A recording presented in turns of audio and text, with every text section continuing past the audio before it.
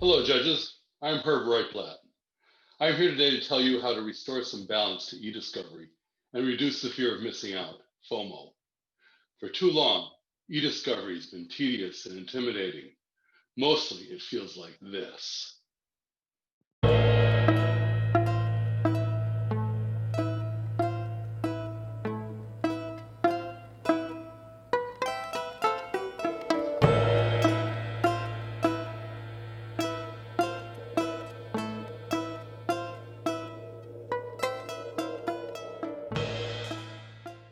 So I decided to do something about it.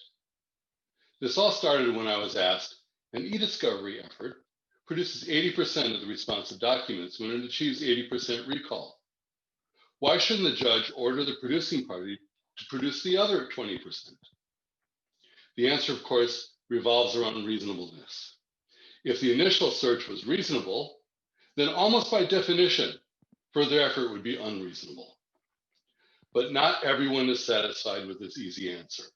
So I thought, what are we really trying to do? Finally, it came to me that we are dealing with ESI, electronically stored information.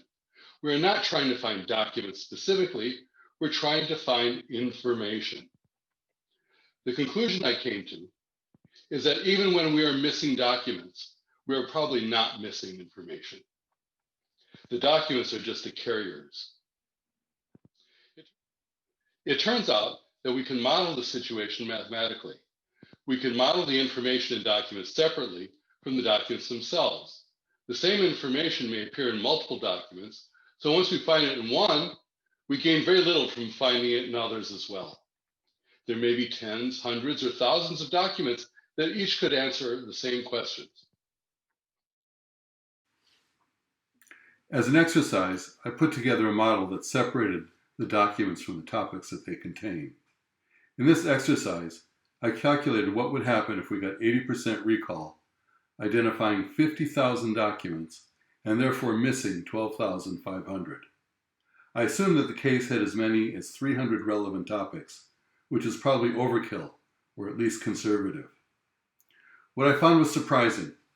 Under these particular circumstances, 97.5% of cases would find at least one example of each topic in the identified set. Only 2.5 cases out of 100 would leave any topics to be found in the missed set. Higher recall levels, larger document productions, or fewer relevant topics would make this probability lower still.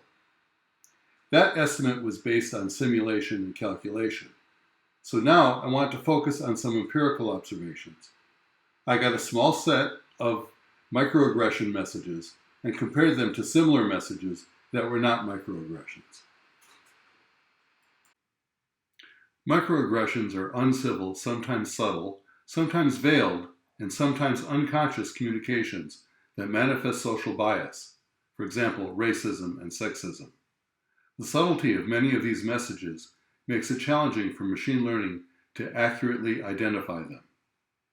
These messages were selected for another project, but they also provide an opportunity to explore the distribution of topics.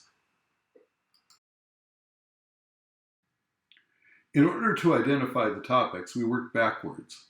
Unlike in actual eDiscovery cases, we already knew which were the relevant messages because of the careful work done to prepare and categorize them.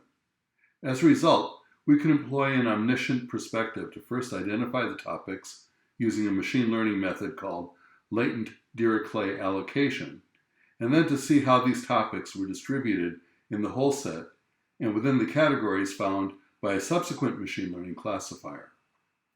For this exercise, I focused on 100 topics, which is proportionately much higher than the ratio of topics to documents used in the first exercise. As expected, the topics varied in the number of times they appeared. Some topics were very common, and some occurred only a few times in the entire collection.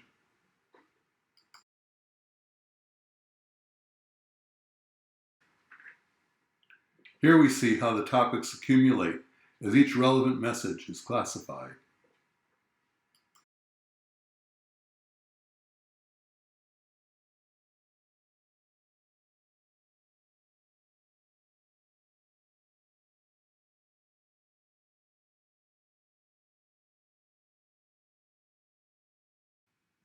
As I said, I use two different eDiscovery methods to classify the documents.